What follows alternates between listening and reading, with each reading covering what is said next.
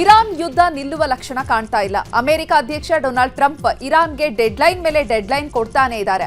ಆದರೆ ಇರಾನ್ ಮಾತ್ರ ಯಾವುದಕ್ಕೂ ಜಗ್ಗುತ್ತಿಲ್ಲ. ಇದೀಗ 24 ಗಂಟೆಗಳ ಕಾಲ ಡೆಡ್ಲೈನ್ ಕೊಟ್ಟಿರುವ ಟ್ರಂಪ್ ಹರ್ಮುಜ್ ಜಲಸಂಧಿಯನ್ನ ಮುಕ್ತ ಮಾಡದೇ ಇದ್ರೆ ಭೀಕರ ದಾಳಿ ಮಾಡುವ ಎಚ್ಚರಿಕೆ ನೀಡಿದ್ದಾರೆ. ಮಂಗಳವಾರ ರಾತ್ರಿ 8 ಗಂಟೆ ತನಕ ಡೆಡ್ಲೈನ್ ಎಂದಿದ್ದು, ಆ ಬಳಿಕ ಬೃಹತ್ ಸೇತುವೆಗಳು, ವಿದ್ಯುತ್ ಸ್ಥಾವರಗಳನ್ನ ಗುರಿಯಾಗಿಸಿ ದಾಳಿ ಮಾಡ್ತೇವೆ ಅಂತ ಇರಾನ್ಗೆ ಟ್ರಂಪ್ ಎಚ್ಚರಿಕೆ ನೀಡಿದ್ದಾರೆ. ಟ್ರಂಪ್ ವಾರ್ನಿಂಗ್ ಬೆನ್ನಲ್ಲೇ ಮತ್ತೊಂದು ಕಡೆ ಸಂಧಾನ ಮಾತುಕತೆ ಪ್ರಸ್ತಾಪವು ತೆರೆಮರೆಯಲ್ಲಿ ನಡೆಯುತ್ತಾ ಇದೆ. ಹಾಗೆ ಈ ಸಂಬಂಧ ಇರಾನ್ ಹಾಗೂ ಅಮೆರಿಕಕ್ಕೆ 45 ದಿನಗಳ ಮಧ್ಯಂತರ ಕದನ ವಿರಾಮ ಘೋಷಣೆ ಬಗ್ಗೆ ಮಿತ್ರ ಪಕ್ಷಗಳು ಒತ್ತಾಯ ಮಾಡಿದ್ದು, ಮುಂದಿನ 45 ದಿನಗಳಲ್ಲಿ ಪೂರ್ಣ ಕದನ ವಿರಾಮದ ಬಗ್ಗೆ ಮಾತುಕತೆ ನಡೆಸಿ ಅಂತಿಮ ನಿರ್ಧಾರಕ್ಕೆ ಬನ್ನಿ ಎಂದು ಸಲಹೆಯನ್ನು ನೀಡಿದ್ದಾರೆ. ಪಾಕಿಸ್ತಾನ, ಟರ್ಕಿ, ಈಜಿಪ್ಟ್ ಈ ಪ್ರಸ್ತಾಪವನ್ನು ಮುಂದಿಟ್ಟಿದ್ದು, ಮುಂದಿನ 48 ಗಂಟೆಗಳಲ್ಲಿ ಮಧ್ಯಂತರ ಕದನ ಘೋಷಣೆಯಾಗುವ ನಿರೀಕ್ಷೆ ಎಂದು ವರದಿಯಾಗಿದೆ. ಒಂದು ಕಡೆ ವಾರ್ನಿಂಗ್, ಮತ್ತೊಂದು ಕಡೆ ಸಂಧಾನ. ಈ ನಡುವೆ ಅಮೆರಿಕ ಇಸ್ರೇಲ್ ದಾಳಿಯಲ್ಲಿ IRGC ಇಂಟೆಲಿಜೆನ್ಸ್ ಮುಖ್ಯಸ್ಥರನ್ನ ಹತ್ಯೆ ಮಾಡಲಾಗಿದೆ. ಮೇಜರ್ ಜನರಲ್ ಮಜೀದ್ ಖಡೇಮಿಯನ್ನ ಹತ್ಯೆ ಮಾಡಿರುವುದಾಗಿ ಇಸ್ರೇಲ್ ಘೋಷಣೆಯನ್ನು ಮಾಡಿಕೊಂಡಿದೆ. ಯುದ್ಧ ಶುರುವಾದ 38 ದಿನಗಳಿಂದ ಅಮೆರಿಕ ಇಸ್ರೇಲ್ ಪಡೆಗಳು ಪ್ರಮುಖ ನಾಯಕರನ್ನ ಹತ್ಯೆ ಮಾಡುತ್ತಲೇ ಸಾಗಿವೆ. ಹಾಗೆ ಇಸ್ರೇಲ್ ರಕ್ಷಣಾ ಸಚಿವರು ಮಾತನಾಡಿ, ನಾವು ಇದೇ ರೀತಿ ಒಬ್ಬೊಬ್ಬರನ್ನೇ ಹತ್ಯೆ ಮಾಡುತ್ತಲೇ ಸಾಕ್ತೇವೆ ಎಂದು ಘೋಷಿಸಿದ್ದಾರೆ. 24 ಗಂಟೆಗಳ ವಾರ್ನಿಂಗ್ ಬೆನ್ನಲ್ಲೇ ಅಮೆರಿಕ ಅಧ್ಯಕ್ಷ ಡೊನಾಲ್ಡ್ ಟ್ರಂಪ್ ಮತ್ತೊಮ್ಮೆ ಇರಾನ್ಗೆ ಅಲರ್ಟ್ ಮೆಸೇಜ್ ಕಳಿಸಿದ್ದಾರೆ. ಒಪ್ಪಂದಕ್ಕೆ ಬರ್ತಿರೋ ಅಥವಾ ನಾವು ನಿಮ್ಮ ಮೇಲೆ ಬಾಂಬ್ ದಾಳಿ ಮಾಡುವುದೋ ಅಂತ ನೇರವಾಗಿಯೇ ಪ್ರಶ್ನೆ ಮಾಡಿದ್ದಾರೆ. ಹರ್ಮುಜ್ ಜಲಸಂಧಿಯಲ್ಲಿ ಹಡಗುಗಳ ಸಂಚಾರಕ್ಕೆ ಮುಕ್ತ ಮಾಡಿದ್ರೆ ಮಾತುಕತೆಗೆ ಸಿದ್ಧ. ಒಂದು ವೇಳೆ ಹರ್ಮುಜ್ ಜಲಸಂಧಿ ಮುಕ್ತ ಮಾಡದಿದ್ರೆ ಬಾಂಬ್ ದಾಳಿ ಮಾಡ್ತೇವೆ ಅಂದಿದ್ದಾರೆ. ಈ ನಡುವೆ ಇಸ್ರೇಲ್ ಪಡೆಗಳು ಇರಾನ್ನ ಸ್ಟೀಲ್ ಅಂಡ್ ಪೆಟ್ರೋಕೆಮಿಕಲ್ ಸಂಸ್ಥೆ ಮೇಲೆ ದಾಳಿ ಮಾಡಿವೆ. ಡೊನಾಲ್ಡ್ ಟ್ರಂಪ್ ಡೆಡ್ಲೈನ್ ಕೊಟ್ಟಿದ್ದು, ಇರಾನ್ನಲ್ಲಿ ಬಾಂಬ್ ಮಳೆ ಸುರಿಸಿ ನರಕ ಮಾಡ್ತೇವೆ ಎಂದಿದ್ದಾರೆ. ವಾಷಿಂಗ್ಟನ್ ಹಾಗೂ ಟೆಹರಾನ್ಗೆ ಒಪ್ಪಂದದ ಪ್ರಸ್ತಾವನೆಯು ಸಲ್ಲಿಕೆಯಾಗಿದ್ದು, ಇರಾನ್ ಮಾತ್ರ ಏಕಾಏಕಿ ಹಾರ್ಮುಜ್ ಜಲಸಂಧಿ ತೆರೆಯುವ ಯಾವ ಪ್ರಸ್ತಾಪವೂ ನಮ್ಮ ಮುಂದಿಲ್ಲ ಎಂದಿದೆ. ಅಂದರೆ ಅಮೆರಿಕ ಕೊಟ್ಟಿರುವ ಡೆಡ್ಲೈನ್ಗೂ ಇರಾನ್ ಸೊಪ್ಪು ಹಾಕಿಲ್ಲ ಎನ್ನುವಂತಾಗಿದೆ.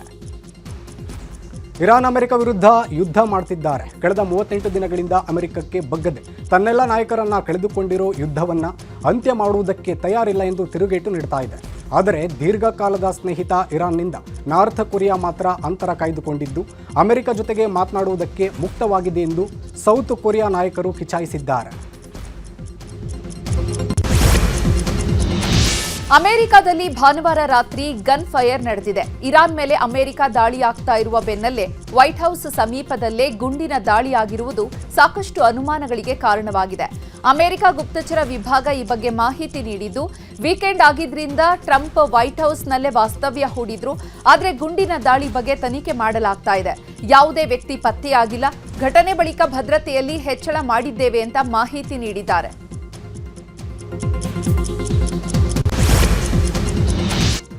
ಇದೀಗ ವಾರ ಎಫೆಕ್ಟ್ ಸುದ್ದಿಗಳನ್ನು ನೋಡ್ತಾ ಹೋಗೋಣ. ಬೆಂಗಳೂರಿನ ಸ್ಟಾರ್ ಹೋಟೆಲ್ಸ್ ಮೇಲೆ ಯುದ್ಧದ ಪರಿಣಾಮ ಬೀರಿದೆ. ಐಷಾರಾಮಿ ಹಾಗೂ ಸಾಮಾನ್ಯ ಹೋಟೆಲ್ಗಳಲ್ಲಿ ಗಣನೀಯ ಪ್ರಮಾಣದಲ್ಲಿ ವ್ಯವಹಾರ ಇಳಿಕೆಯಾಗಿದೆ. ಲಾಡ್ಜಿಂಗ್, ಬೋರ್ಡಿಂಗ್ ಇಲ್ಲದೆ ಭಾರಿ ಸಂಕಷ್ಟ ಅನುಭವಿಸುವಂತಾಗಿದೆ.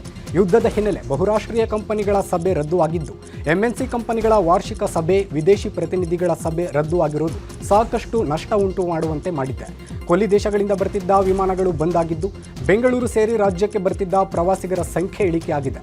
ಹೀಗಾಗಿ ಬೆಂಗಳೂರಿನಲ್ಲಿ 30% ರೂಮ್ ಬುಕಿಂಗ್ ಕಡಿತ ಆಗಿದೆ. ಒಂದು ತಿಂಗಳಲ್ಲಿ 200 ಕೋಟಿಗೂ ಅಧಿಕ ಕೋತಾ ಆಗಿರುವ ಅಂದಾಜಿದೆ. ಪ್ರವಾಸಿಗರ ನೆಚ್ಚಿನ ತಾಣ ಮೈಸೂರಿನಲ್ಲೂ ಯುದ್ಧದ ಪರಿಣಾಮ ಜೋರಾಗಿದೆ. ಹೋಟೆಲ್, ಲಾಡ್ಜ್, ರೆಸಾರ್ಟ್, ಹೋಮ್ ಸ್ಟೇಗಳು ಖಾಲಿಯಾಗಿವೆ. ಪ್ರವಾಸೋದ್ಯಮಕ್ಕೆ ಕೊಲ್ಲಿ ಯುದ್ಧ ಕೊಳ್ಳಿ ಇಟ್ಟಂತಾಗಿದೆ. ಮೈಸೂರಿನಲ್ಲಿ ಪ್ರವಾಸೋದ್ಯಮ ಸಂಪೂರ್ಣ ಕುಸಿತ ಆಗಿದ್ದು, 40% ಹೋಟೆಲ್ ರೂಮ್ಗಳು ಖಾಲಿಯಾಗಿದೆ. ವಾರಾಂತ್ಯದಲ್ಲೂ ಪ್ರವಾಸಿಗರು ಬರ್ತಾನೇ ಇಲ್ಲ. ವಿದೇಶಿ ಪ್ರವಾಸಿಗರಂತೂ ಮೈಸೂರಿನಲ್ಲಿ ಕಾಣೋದೇ ಇಲ್ಲ. ಅರಮನೆ ನೋಡಲು ಜನ ಬರ್ತಾ ಇಲ್ಲ. ಮೈಸೂರಿನ ಸುತ್ತಮುತ್ತ ತಾಣಗಳು ಕೂಡ ಖಾಲಿಯಾಗಿವೆ. ಉದ್ಯಮಕ್ಕೆ ಕಾರಣ ಏನಂತಂದರೆ, ಕಮರ್ಷಿಯಲ್ ಗ್ಯಾಸು ಸಮಸ್ಯೆ ಇತ್ಯರ್ಥ ಆಗಿಲ್ಲ. ಸಾಕಷ್ಟು ಹೋಟೆಲ್ಗಳು ಮುಚ್ಚಿದೆ. ಆಮೇಲೆ ಜನ ಕೂಡ ಪ್ರವಾಸಿಗರು ಹೆದರ್ತಾ ಇದ್ದಾರೆ. ಪ್ರವಾಸೋದ್ಯಮ ಮೈಸೂರು ಹೇಗೆ ಹೋಗೋದು, ಊಟ ತಿಂಡಿ ಸರಿಯಾಗಿ ಸಿಗುತ್ತೋ ಇಲ್ವೋ ಗೊತ್ತಿಲ್ಲ. ಎಲ್ಲ ಕಡೆನೂ ಸಮಸ್ಯೆ ಆಗಿಬಿಟ್ಟಿದೆ. ಕೆಲವು ಹೋಟೆಲ್ಗಳಲ್ಲಿ ಮುಚ್ಚಿದ್ದಾವೆ, ಕೆಲವು ಹೋಟೆಲ್ಗಳಲ್ಲಿ ಐಟಮ್ ಕಡಿಮೆ ಮಾಡಿದ್ದಾರೆ. ಮೈಸೂರಿಗೆ ಯಾರೇ ಥರ ಟೂರಿಸ್ಟ್ ಬರ್ತಾ ಇಲ್ಲ. ರೆಸ್ಟೋರೆಂಟ್ ಆಗ್ಬೋದು, ಮತ್ತು ಹೋಟೆಲ್ಸ್ ಆಗ್ಬೋದು ಎಲ್ಲ ಖಾಲಿ ಹೊಡಿತಾ ಇದೆ. ವ್ಯಾಪಾರ ಎಲ್ಲ ಕುಸ್ತಿದೆ. ಮೇಜರು ವಾರ್ ನಡೀತಾ ಇದೆ. ಅದೇ ಟೂರಿಸಮ್ ಯಾರೂ ಬರ್ತಾಯಿಲ್ಲ. ಪ್ರವಾಸೋದ್ಯಮ ಇಲಾಖೆ ತುಂಬಾ ಕುಸ್ತಿದೆ. ಕೊಲ್ಲಿ ರಾಷ್ಟ್ರಗಳಲ್ಲಿ ನಡೆಯುತ್ತಿರುವ ಮಹಾಯುದ್ಧದ ಆಘಾತ ಉತ್ತರ ಕನ್ನಡ ಜಿಲ್ಲೆ ಪ್ರವಾಸೋದ್ಯಮದ ಮೇಲೆ ಕರಿನೆರಳು ಬೀರಿದೆ. ಪ್ರವಾಸಿ ತಾಣಗಳು ಬಣ ಎನ್ನುತ್ತಿರುವುದು ಆರ್ಥಿಕತೆಗೆ ಪೆಟ್ಟು ಕೊಟ್ಟಂತಾಗಿದೆ. ದಾಂಡೇಲಿ, ಗೋಕರ್ಣ, ಮುರುಡೇಶ್ವರ, ಕಾರವಾರದಲ್ಲಿ ಜನರು ಬಾರದೆ ಖಾಲಿ ಎನ್ನುವಂತಾಗಿದೆ. ಪ್ರವಾಸಿಗರ ಸಂಖ್ಯೆಯಲ್ಲಿ ಭಾರಿ ಇಳಿಮುಖ ಆಗಿದೆ. ಯುದ್ಧದ ಬಳಿಕ ಪ್ರವಾಸೋದ್ಯಮದಲ್ಲಿ ಭಾರಿ ಕುಸಿತ ಆಗಿದ್ದು ವಾರಕ್ಕೆ 8 ರಿಂದ 10 ಕೋಟಿ ಲಾಭ ಆಗ್ತಾ ಇತ್ತು. ಯುದ್ಧದ ಬಳಿಕ ಆದಾಯ 4 ಕೋಟಿಗೆ ಕುಸಿದಿದೆ ಎನ್ನುತ್ತಿದ್ದಾರೆ. ಗ್ಯಾಸ್ ಇಲ್ಲದೆ ಪ್ರವಾಸಿಗರು ಕೇಳಿದ ತಿಂಡಿ ಕೊಡಲಾಗ್ತಾ ಇಲ್ಲ. ಪ್ರವಾಸಿಗರ ಬುಕ್ಕಿಂಗ್ ಶೇಕಡ 50ರಷ್ಟು ಕುಸಿದಿದೆ ಎನ್ನುವ ಮಾಹಿತಿ ಸಿಕ್ಕಿದೆ. ಹಾಸನ ಜಿಲ್ಲೆಯ ಪ್ರವಾಸೋದ್ಯಮಕ್ಕೆ ಯುದ್ಧಾಘಾತ ನೀಡಿದೆ. ಹೋಮ್ ಸ್ಟೇ ರೆಸಾರ್ಟ್ಗಳಿಗೆ ಯುದ್ಧದ ಬಿಸಿ ತಟ್ಟಿದೆ. ಗ್ಯಾಸ್ ಸಿಗದೆ ಊಟದ ಸಮಸ್ಯೆ ಎದುರಾಗಿದ್ದು ಜನರು ರೆಸಾರ್ಟ್ಗಳತ್ತ ಬರ್ತಾ ಇಲ್ಲ. ಗಣನೀಯವಾಗಿ ಕಡಿಮೆಯಾಗಿದೆ ಪ್ರವಾಸಿಗರ ಸಂಖ್ಯೆ. ವೀಕೆಂಡ್ಗಳಲ್ಲಿ ಭಾರಿ ಪ್ರಮಾಣದಲ್ಲಿ ಬಿಸಿನೆಸ್ ಮಾಡ್ತಿದ್ದವರಿಗೂ ವ್ಯಾಪಾರ ಇಲ್ಲದೆ ಕಂಗಾಲಾಗುವಂತೆ ಆಗಿದೆ. ಅದರಲ್ಲೂ ಕರ್ನಾಟಕದ ಸಕಲೇಶಪುರದ ವಿವಿಧ ಪ್ರೇಕ್ಷಣೀಯ ಸ್ಥಳಗಳಿದ್ದು ಇದನ್ನು ವೀಕ್ಷಿಸಲು ಸಾವಿರಾರು ಪ್ರೇಕ್ಷಕರು ಬರುತ್ತಾರೆ. ಹಾಗಾಗಿ ಸಕಲೇಶಪುರದ ಸುತ್ತಮುತ್ತ ಅನೇಕ ರೆಸಾರ್ಟ್ ಮತ್ತು ಹೋಮ್ ಸ್ಟೇಗಳು ನಡೆಯುತ್ತಿದ್ದು, ಆದರೆ ಯುದ್ಧದಿಂದಾಗಿ ಅನೇಕ ಕಡೆ ಅನಿಲದ ಕೊರತೆ ಎದ್ದು ಕಾಣುತ್ತಿದ್ದು ಪ್ರವಾಸಿಗರು ಬರುವವರ ಸಂಖ್ಯೆ ಕಡಿಮೆಯಾಗಿದೆ. ಬೆಂಗಳೂರಿನಲ್ಲಿರುವ ರಾಜ್ಯ ಬಿಜೆಪಿ ಕಚೇರಿಗೂ ಯುದ್ಧದ ಎಫೆಕ್ಟ್ ತಟ್ಟಿದೆ. ಕಮರ್ಷಿಯಲ್ ಸಿಲಿಂಡರ್ ಸಿಗದೆ ಪರದಾಡುವಂತಾಗಿದೆ. ವಿದ್ಯುತ್ ಒಲೆ ಮೊರೆ ಹೋಗಿದ್ದಾರೆ ಬಿಜೆಪಿ ಕಚೇರಿಯ ಸಿಬ್ಬಂದಿ. ನಿನ್ನೆಯಿಂದ ವಿದ್ಯುತ್ ಒಲೆಯಲ್ಲೇ ಅಡುಗೆ ತಯಾರಿ ಮಾಡಲಾಗ್ತಾ ಇದೆ. ವಿದ್ಯುತ್ ಬಯೋ ಒಲೆ ಮೂಲಕ ಅಡುಗೆ ತಯಾರಿ ಮಾಡಲಾಗ್ತಾ ಇದೆ. ಮಲ್ಲೇಶ್ವರಂನಲ್ಲಿರುವ ಬಿಜೆಪಿ ರಾಜ್ಯ ಕಚೇರಿ ಜಗನ್ನಾಥ ಭವನದಲ್ಲಿ ಯುದ್ಧ ಪರಿಣಾಮ ತಟ್ಟಿದೆ.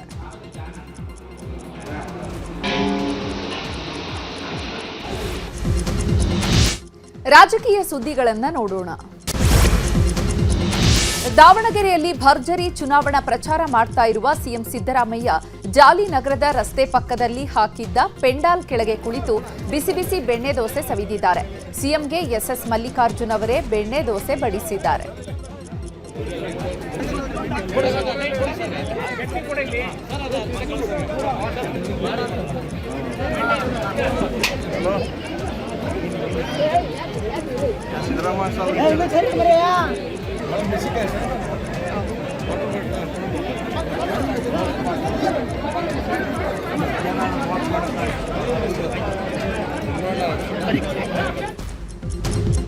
ಇನ್ನು ದಾವಣಗೆರೆಯ ಬೂದಾಳ್ ರಸ್ತೆಯಲ್ಲಿರುವಂತಹ ದುಗ್ಗಮ್ಮ ಕಣದಲ್ಲಿ ಸಿಎಂ ಬಹಿರಂಗ ಸಭೆಯಲ್ಲಿ ಭಾಗಿಯಾಗಿದ್ದಾರೆ.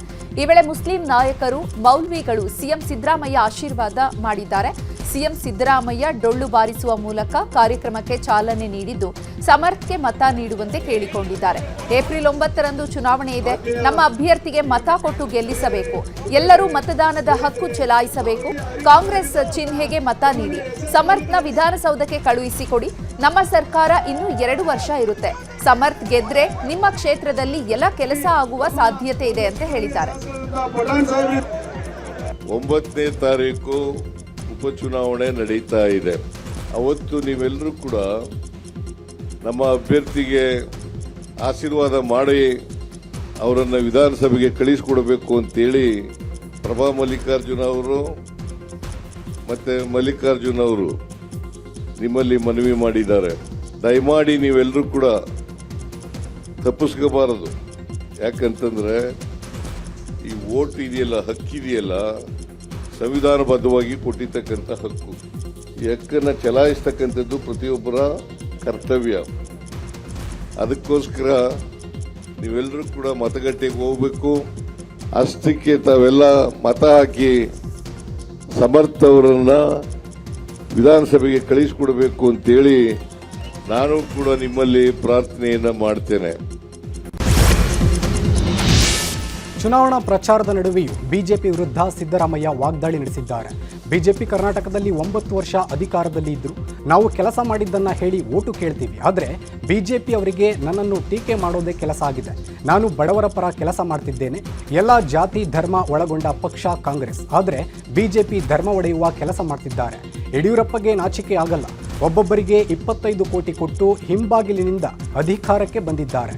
ಬಿಜೆಪಿಯವರು ಕಡು ಭ್ರಷ್ಟರು. ಯತ್ನಾಳ್ ಕರೆ ತಂದು ಪ್ರಚಾರ ಮಾಡ್ತಿದ್ದಾರೆ. ಆದರೆ ನಮ್ಮ ಅಭ್ಯರ್ಥಿ ಗೆಲ್ಲೋದು ಖಚಿತ ಅಂತ ಹೇಳಿದ್ದಾರೆ. ಬಿಜೆಪಿ ಕರ್ನಾಟಕದಲ್ಲಿ 9 ವರ್ಷಗಳ ಕಾಲ ಅಧಿಕಾರದಲ್ಲಿದ್ದರು. 9 ವರ್ಷಗಳ ಕಾಲ ಅಧಿಕಾರದಲ್ಲಿದ್ದರು. ಈ 9 ವರ್ಷಗಳಲ್ಲಿ ಅವರು ಪ್ರಚಾರ ಮಾಡ್ತಾ ಇರ್ತಕ್ಕಂಥದ್ದು, ನಾವು 9 ವರ್ಷಗಳಲ್ಲಿ ಇಂತಿಂಥ ಕೆಲಸಗಳನ್ನು ಮಾಡಿದ್ದೇವೆ, ಅವರು ಯಾವ ಕೆಲಸ ಮಾಡಿದ್ದೀವಿ ಅಂತ ಹೇಳಲ್ಲ, ಏನು ಅಭಿವೃದ್ಧಿ ಕೆಲಸ ಮಾಡಿದ್ದೀವಿ ಅಂತ ಹೇಳಲ್ಲ. ಅದ್ರ ಬದಲಿಗೆ ಸಿದ್ದರಾಮಯ್ಯನನ್ನ ಟೀಕೆ ಮಾಡೋದು, ನಮ್ಮ ಸರ್ಕಾರವನ್ನ ಟೀಕೆ ಮಾಡೋದು. ಯಾಕೆ ಮಾಡ್ತಾರೆ ಅಂತಂದ್ರೆ, ನಾನು ಬಡವರ ಪರವಾಗಿ ಕೆಲಸ ಮಾಡ್ತಾ ಇದ್ದೇನೆ ಅಂತಕ್ಕಂಥ ಕಾರಣಕ್ಕೋಸ್ಕರವಾಗಿ ನನ್ನನ್ನು ಟೀಕೆ. ಉಪಚುನಾವಣೆ ಕಣ ರಂಗೇರಿದ್ದು ಎರಡೂ ಪಕ್ಷಗಳು ಭರ್ಜರಿ ಪ್ರಚಾರ ಮಾಡ್ತಾ ಇವೆ. ಉಪಚುನಾವಣೆ ಬಗ್ಗೆ ಬೆಂಗಳೂರಿನಲ್ಲಿ ಮಾತನಾಡಿದ ವಿಪಕ್ಷ ನಾಯಕ ಆರ್ ಅಶೋಕ್, ನಮಗೆ ಬಾಗಲಕೋಟೆ, ದಾವಣಗೆರೆ ಎರಡೂ ಕಡೆ ಗೆಲುವಿನ ಭರವಸೆ ಇದೆ. ಕಾಂಗ್ರೆಸ್ಗೆ ಸೋಲುವ ಭೀತಿ ಇದೆ. ಬಿಜೆಪಿ ದೊಡ್ಡ ಮಟ್ಟದಲ್ಲಿ ಗೆಲ್ಲುವ ವಿಶ್ವಾಸ ಇದೆ ಅಂತ ಹೇಳಿದ್ದಾರೆ. ದಾವಣಗೆರೆಯಲ್ಲಿ ಮಾತನಾಡಿರುವಂತಹ ಕೇಂದ್ರ ಸಚಿವ ಪ್ರಹ್ಲಾದ್ ಜೋಶಿ, ಉಪಚುನಾವಣೆಯಲ್ಲಿ ನಾವೇ ಗೆಲ್ತೀವಿ, ಕುಟುಂಬ ರಾಜಕಾರಣಕ್ಕೆ ಸೋಲಾಗುತ್ತದೆ ಎಂದಿದ್ದಾರೆ. ಸಾಲಗಾರ ಕಾಂಗ್ರೆಸ್ ಅಲ್ಲಿ ಗೊಂದಲ ಇದೆ, ದಾವಣಗೆರೆಯಲ್ಲೂ ಗೊಂದಲ ಇದೆ. ಮುಸ್ಲಿಮರು ವೋಟ್ ಮಾಡಲ್ಲ ಅಂತ ಕೂತಿದ್ದಾರೆ. ಅದೇ ರೀತಿ ಬಾಗಲಕೋಟೆಯಲ್ಲೂ ಕೂಡ ಅವ್ರ ಮನೆಯಲ್ಲೇ ಯಾರು ಕಾಂಗ್ರೆಸ್ ಅಭ್ಯರ್ಥಿ ಇದ್ದಾರೆ ಅವ್ರ ಮನೆಯಲ್ಲೇ ಗೊಂದಲ ಇದೆ. ಈಗಿರುವಂಥ ಅವರ ಇಂಟೆಲಿಜೆನ್ಸಿ ರಿಪೋರ್ಟ್ ಪ್ರಕಾರ ಸೋಲ್ತೀರಿ ಅಂತ ಮಾಹಿತಿ ಬಂದು ಕೇರಳಗೆ ಹೋಗಿದ್ದಂಥ ಮುಖ್ಯಮಂತ್ರಿ ಮತ್ತೆ ವಾಪಸ್ ಓಡಿ ಬಾಗಲಕೋಟೆಗೆ ಬರ್ತಾ ಇದ್ದಾರೆ. ಕಳೆದ 3 ವರ್ಷದ ಅಭಿವೃದ್ಧಿ ಶೂನ್ಯ. ಕರ್ನಾಟಕವನ್ನ ಸಾಲಗಾರರ ರಾಜ್ಯವನ್ನ ಮಾಡದಂಥದ್ದು ಸಿದ್ದರಾಮಯ್ಯ. ಅಭಿವೃದ್ಧಿ ಇಲ್ಲ, ಅನ್ನಭಾಗ್ಯಕ್ಕೆ. ಇಡೀ ದೇಶದಲ್ಲಿ ಏನು ಚುನಾವಣೆ ನಡೀತಾ ಇದೆ, ವೆಸ್ಟ್ ಬೆಂಗಾಲ್ದಲ್ಲಿ ಕಾಂಗ್ರೆಸ್ ಈಸ್ ನೋವೇರ್. ಆನಂತರ ಅಸ್ಸಾಂದಲ್ಲಿ ಉಚಿತ ಘೋಷಣೆ ಉಚಿತ, ಸೋಲು ಖಚಿತ ಅನ್ನುವಂಥ ಸ್ಥಿತಿಯಲ್ಲಿ ಇದ್ದಾರೆ. ಭಾಳ ಹೆವಿಲಿ ದೇ ಆರ್ ಲೂಸಿಂಗ್. ಇದೆಲ್ಲದಕ್ಕೂ ಕಾರಣ ಕಾಂಗ್ರೆಸ್ ಪಾರ್ಟಿಯ ಭ್ರಷ್ಟಾಚಾರ, ದುರಾಡಳಿತ. ಕರ್ನಾಟಕದಲ್ಲಿ ವಿಶೇಷವಾಗಿ ಈ ಕ್ಷೇತ್ರದಲ್ಲಿ ನಾನು ದಾವಣಗೆರೆಯ ಜನತೆಗೆ ಒಂದು ಮನವಿ ಮಾಡಲಿಕ್ಕೆ ಬಯಸ್ತೇನೆ. ಮನೆಯಲ್ಲಿ ಇವರ ತಾತ ಇದ್ದಾಗ ಅವರು MLA ಮಂತ್ರಿ, ಈಗ ಮಗ MLA ಮಂತ್ರಿ, ಅವರ ಹೆಂಡತಿ ಧರ್ಮಪತ್ನಿ MP. ಈಗ ಇವ್ರ ಮಗ MLA ಆದ ಅಂತಂದ್ರೆ ದಾವಣಗೆರೆಯ ಅಕ್ಕಪಕ್ಕದಲ್ಲಿ ಇನ್ನು ಬೇರೆ ಕ್ಷೇತ್ರಗಳನ್ನು ಹುಡುಕಿ ಇನ್ನು ಉಳಿದ ಫ್ಯಾಮಿಲಿ ಒಳಗೆ ಯಾರಿಗಿದ್ದಾರೆ ಅವರಿಗೆಲ್ಲ ಕೊಟ್ಟು MLA. ಮಂಡ್ಯಕ್ಕೆ ಕೈಗಾರಿಕೆ ತಂದೆ ತರ್ತೇನೆ ಎಂದು ಕೇಂದ್ರ ಸಚಿವ ಕುಮಾರಸ್ವಾಮಿ ದಿಶಾ ಸಭೆಯಲ್ಲಿ ಹೇಳಿದ್ದಾರೆ. ಕೈಗಾರಿಕಾ ಸ್ಥಾಪನೆ ವಿಚಾರ ಚರ್ಚೆ ಮಾಡಿದ್ದು, ಮಂಡ್ಯ ಜಿಲ್ಲೆಯ ಯುವ ಜನತೆಗೆ ಉದ್ಯೋಗ ನೀಡುವ ನಿಟ್ಟಿನಲ್ಲಿ ಕೈಗಾರಿಕೆ ತರಲು ಕೇಂದ್ರ ಸರ್ಕಾರದಿಂದ 780 ಕೋಟಿ ಹಣ ಖರ್ಚು ಮಾಡಲು ಸಿದ್ಧವಿದೆ. ಮೇ ತಿಂಗಳಿನಲ್ಲಿ ಗುದ್ದಲಿ ಪೂಜೆ ಮಾಡಲು ಮುಂದಾಗಿದ್ದೇವೆ. ARAI ತಂಡ ಪರಿಶೀಲನೆ ಮಾಡಿ ವರದಿ ಸಲ್ಲಿಸಿದೆ. ಯಾವುದೇ ಕಾರಣಕ್ಕೂ ARAI ಯೋಜನೆ ಮಾಡಿಯೇ ಸಿದ್ಧ ಎಂದು ಕುಮಾರಸ್ವಾಮಿ ಸ್ಪಷ್ಟನೆಯನ್ನು ನೀಡಿದ್ದಾರೆ. ARAI ಕೇಂದ್ರ ಯೋಜನೆಗೆ ಆರಂಭದಲ್ಲೇ ವಿಘ್ನ ಎಂಬ ವರದಿ ಬಂದಿದೆ. ನಮ್ಮ ಇಲಾಖೆಯಿಂದ 780 ಕೋಟಿ ವೆಚ್ಚದಲ್ಲಿ ಕೇಂದ್ರ ಸ್ಥಾಪನೆ ಆಗಲಿದೆ. ಈ ವಿಚಾರ 8 ರಿಂದ 10 ದಿನಗಳ ಒಳಗೆ ಕ್ಯಾಬಿನೆಟ್ಗೆ ಬರಲಿದೆ. ನನಗೆ ಈ ಜಿಲ್ಲೆಯ ಜನರ ಋಣ ತೀರಿಸಬೇಕಾಗಿದೆ ಅಂತ ಹೇಳಿದರು.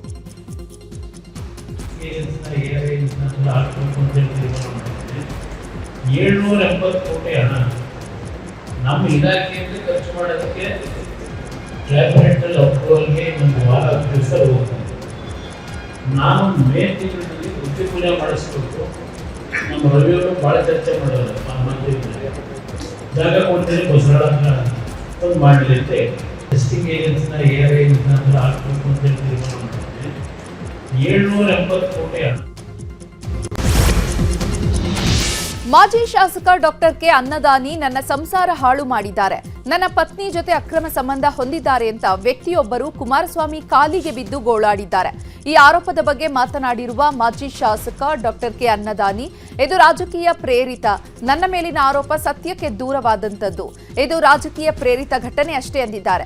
ಮಂಡ್ಯದಲ್ಲಿ ಮಾತನಾಡಿದ ಮಾಜಿ ಶಾಸಕ ಡಾಕ್ಟರ್ ಕೆ ಅನ್ನದಾನಿ, ಈತನ ವಿರುದ್ಧ ಹಲಗೂರು ಪೊಲೀಸ್ ಠಾಣೆಯಲ್ಲಿ ದೂರು ನೀಡಿದೆ. ಈಗಾಗಲೇ ಕೋರ್ಟ್ನಲ್ಲಿ ಚಾರ್ಜ್ ಶೀಟ್ ಕೂಡ ಆಗಿದೆ. ಈತನ ವಿರುದ್ಧ ಮಾನನಷ್ಟ ಮೊಕದ್ದಮೆ ದೂರು ಕೊಟ್ಟಿದ್ದೇನೆ ಅಂದಿದ್ದಾರೆ. ಮಾಜಿ ಶಾಸಕರಾದಂಥ ಡಾಕ್ಟರ್ ಕೆ ಅನ್ನದಾನಿಯವರು ಹಾಗೂ ನಾನು ಮದುವೆ ಆದಂಥ ಹುಡುಗಿ ವಿದ್ಯಾಲಕ್ಷ್ಮಿಗೂ ಅಕ್ರಮ ಸಂಬಂಧ ಇತ್ತು ಸರ್. ಅದರ ವಿಚಾರವಾಗಿ ಕುಮಾರಣ್ಣವ್ರ ಹತ್ರ ಮನವಿ ಮಾಡಿಕೊಂಡು ನನಗಾಗಿರೋ ಕಷ್ಟದ ಬಗ್ಗೆ ಪರಿಹಾರ ಕೊಟ್ಟು ದಯವಿಟ್ಟು ನನಗೊಂದು ನ್ಯಾಯ ಕೊಡಿಸಿ ಅಂತ ಕುಮಾರಣ್ಣವ್ರನ್ನ ಕೇಳ್ಕೊಂಡೋಗಿ ಬಂದು ಮನವಿ ಕೊಟ್ಟಿದ್ದೀನಿ ಸರ್.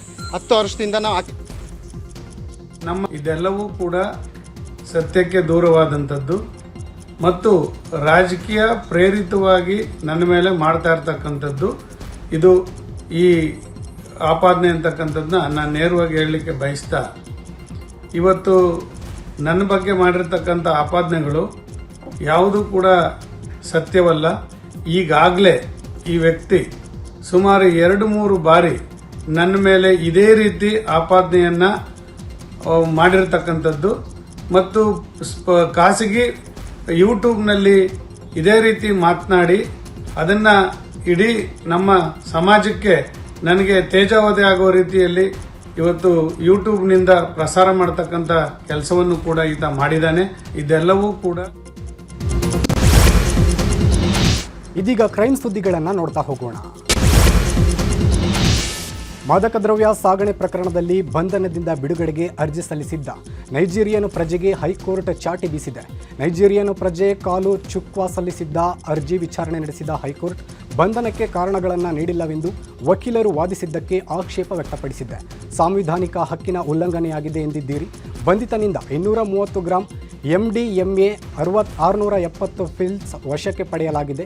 ಇಷ್ಟು ಮಾದಕ ದ್ರವ್ಯದಿಂದ ಒಂದು ಕಾಲೇಜನ್ನೇ ಮುಗಿಸಬಹುದು. ಇಂತಹ ಕೆಲಸ ಮಾಡಲು ಸಾಂವಿಧಾನಿಕ ಹಕ್ಕಿನ ಪ್ರಸ್ತಾಪ ಮಾಡುತ್ತೀರಾ ಎಂದು ನ್ಯಾಯಮೂರ್ತಿ ಎಂ ನಾಗಪ್ರಸನ್ನ ಅವರಿದ್ದ ಹೈಕೋರ್ಟ್ ಪೀಠ ಅಭಿಪ್ರಾಯ ವ್ಯಕ್ತಪಡಿಸಿದೆ. ಅರ್ಜಿದಾರರ ಮನವಿ ಮೇರೆಗೆ ವಿಚಾರಣೆಯನ್ನು ಏಪ್ರಿಲ್ 8ಕ್ಕೆ ಮುಂದೂಡಿದೆ.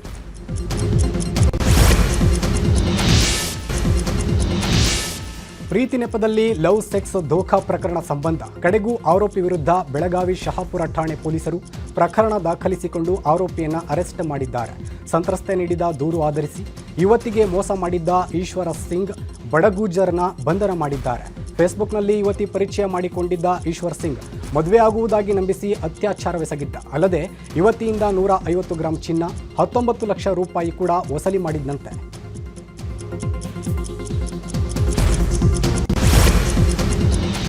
ರಾಜ್ಯದ ಸುದ್ದಿಗಳನ್ನು ನೋಡೋಣ. ರೈತರು ಬೆಳೆದ ಬೆಳೆಗೆ ಬೆಲೆ ಸಿಗಬೇಕು ಎಂಬ ಕಾರಣಕ್ಕೆ ಸರ್ಕಾರ ಬೆಂಬಲ ಬೆಲೆಯಲ್ಲಿ ಕುಸುಬಿ ಖರೀದಿಗೆ ದರ ನಿಗದಿ ಮಾಡಿ ಘೋಷಣೆ ಮಾಡಿತ್ತು. ಆದರೆ ಕೊಪ್ಪಳದಲ್ಲಿ ಮಾತ್ರ ಕುಸುಬಿ ಕೇಂದ್ರವನ್ನು ಆರಂಭಿಸಿರಲಿಲ್ಲ.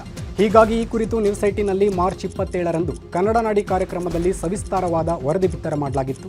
ಸದ್ಯ ವರದಿ ಪರಿಣಾಮವಾಗಿ ಈಗ ಕೊಪ್ಪಳ ಜಿಲ್ಲೆಯಲ್ಲಿ ಕುಸುಬಿ ಖರೀದಿ ಕೇಂದ್ರ ಆರಂಭಿಸಲು ಸರ್ಕಾರ ಆದೇಶ ಹೊರಡಿಸಿದೆ. ಇದಕ್ಕೆ ರೈತರು ಸಂತಸಗೊಂಡಿದ್ದು ನ್ಯೂಸ್ 18 ಕಾರ್ಯಕ್ಕೆ ಧನ್ಯವಾದ ತಿಳಿಸಿದ್ದಾರೆ. ನಾಳೆ ದ್ವಿತೀಯ ಪಿಯುಸಿ ಫಲಿತಾಂಶ ಪ್ರಕಟ ಬಹುತೇಕ ಡೌಟ್ ಎನ್ನಲಾಗ್ತಾ ಇದೆ. ಈ ಹಿಂದೆ ನಾಳೆ ಪರೀಕ್ಷಾ ಫಲಿತಾಂಶ ಬಿಡುಗಡೆ ಮಾಡುವುದಾಗಿ ಕೆಎಸ್ಇಎಬಿ ಹೇಳಿತ್ತು. ಆದರೆ ಕೊನೆ ಹಂತದ ಮೌಲ್ಯಮಾಪನ ಕೆಲಸ ಬಾಕಿ ಉಳಿದಿರುವ ಹಿನ್ನೆಲೆ ನಾಳೆ ಫಲಿತಾಂಶ ಪ್ರಕಟ ಇಲ್ಲ ಅಂತ ನ್ಯೂಸ್ 18ಗೆ ಕೆಎಸ್ಇಎಬಿ ಅಧ್ಯಕ್ಷ ಪ್ರಕಾಶ್ ನಿಟ್ಟಾಳಿ ಮಾಹಿತಿ ನೀಡಿದ್ದಾರೆ.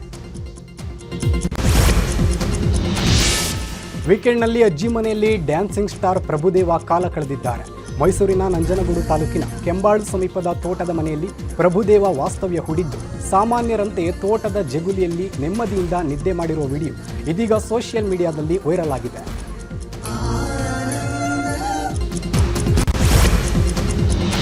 ಸರ್ಕಾರದ ವಿರುದ್ಧ ಸಾರಿಗೆ ನೌಕರರು ಮತ್ತೆ ಸಿಡಿದೆದ್ದಿದ್ದಾರೆ. ಕರ್ನಾಟಕ ರಾಜ್ಯ ರಸ್ತೆ ಸಾರಿಗೆ ಮತ್ತು 4 ಸಂಘಟನೆಗಳ ಒಕ್ಕೂಟದಿಂದ ಪ್ರತಿಭಟನೆಗೆ ಕರೆ ನೀಡಲಾಗಿದೆ. ಚುನಾವಣಾ ಪೂರ್ವ ಸರ್ಕಾರ ಕೊಟ್ಟ ಭರವಸೆ ಈಡೇರಿಸಿಲ್ಲ. ಹೀಗಾಗಿ ಭರವಸೆ ಈಡೇರಿಸುವಂತೆ ಸಾರಿಗೆ ನೌಕರರು ಪಟ್ಟು ಹಿಡಿದಿದ್ದಾರೆ. ಏಪ್ರಿಲ್ 8ರಂದು ಚಿತ್ರದುರ್ಗದಿಂದ ಪಾದಯಾತ್ರೆ ಆರಂಭಿಸಿ ಏಪ್ರಿಲ್ 21ರಂದು ಬೆಂಗಳೂರಿನ ಫ್ರೀಡಂ ಪಾರ್ಕ್ಗೆ ಪಾದಯಾತ್ರೆ ತಲುಪಲಿದೆ. ಬಳಿಕ ಫ್ರೀಡಂ ಪಾರ್ಕ್ನಲ್ಲಿ ಅನಿರ್ದಿಷ್ಟಾವಧಿ ಉಪವಾಸ ಸತ್ಯಾಗ್ರಹ ಮಾಡಲಿದ್ದಾರೆ.